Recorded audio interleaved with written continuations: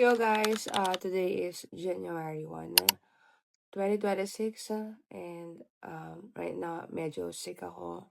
But I would like to start this habit of mine because I told myself na kailangan meron ako 1 year defining thing na gagawin ngayong taon, which is I have to speak publicly kung ano yung mga thoughts ko nang walang retrito lang atrasan at walang pag-delete.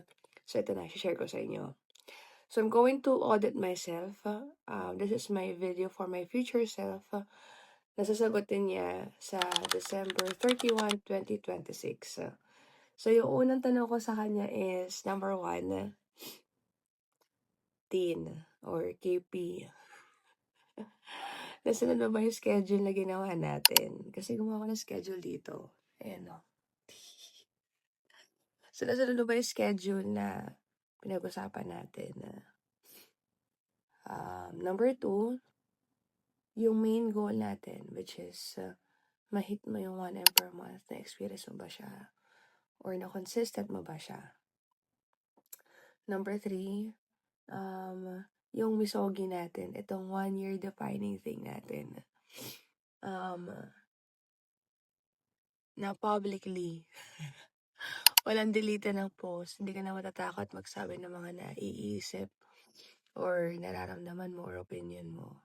Nagawa mo ba siya? And long form mo ba nagawa? Like through YouTube. Diba? Mas mahaba mo na-explain. Hindi ka na nag-edit ng mga short form. And number 4, yung every 2 months na adventure, yung kay Kevin's Rule, nagagawa mo ba siya? I mean, hindi ka natatakot na gawin siya. Nagawa mo yung mga bundok natin na pinag-usapan, yung Sagada, yung cycling, nagawa mo ba yung marathon, running, nude, nude painting, or nude drawing sa'yo? Tagal mo ng goal yan. Noon pa, bata ka pa. Nagawa mo na ba yun? Gawin mo na. I'm sure may abs ka na yan. And then, quarterly habits. Yung napag-usapan natin.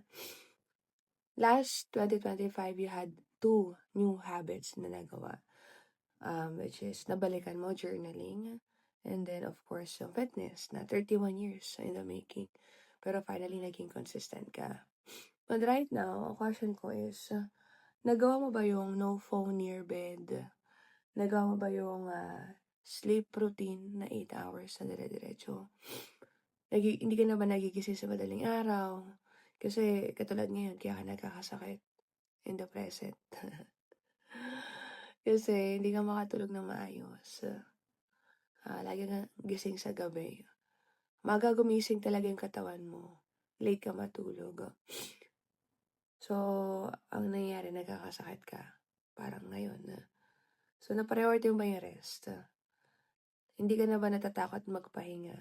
Kasi diba may mindset ka na pag napapahinga ka, baka mawalan ka ng pera, mawalan ka ng kliyente. Diba? Yung kailangan nung mag-hustle kahit hanggang madaling araw. Which is tama naman din. Pero, medyo extreme ka kasi, teen. Extreme na trabaho. Extreme na pahinga. No? So, natatakot ka magpahinga actually. Wala kang abundance mindset na pag nagre-rest ka, may tiwala ka kay Lord na mag-provide siya. And, nagawa ba yung creation sa YouTube? Kasi nagagawa mo naman for the longest time yung sa short form. Pero yung YouTube, nagawa mo na ba siya? I mean, consistent mo na ba ulit siya? And of course, yung automatic saving. No? Na goal natin na habang kumikita ka ng malaki pera, masustain mo yung sarili mo, hindi siya back to zero ka na back to zero. Na ma-manage mo kung ano yung binibigay sa Lord na resources like oras, pera, energy, di ba? So, yun lang, Tina. December 31, sasagutin mo tong video na to. Excited ako sa sasabihin mo. Yun lang, pagaling ka. Bye.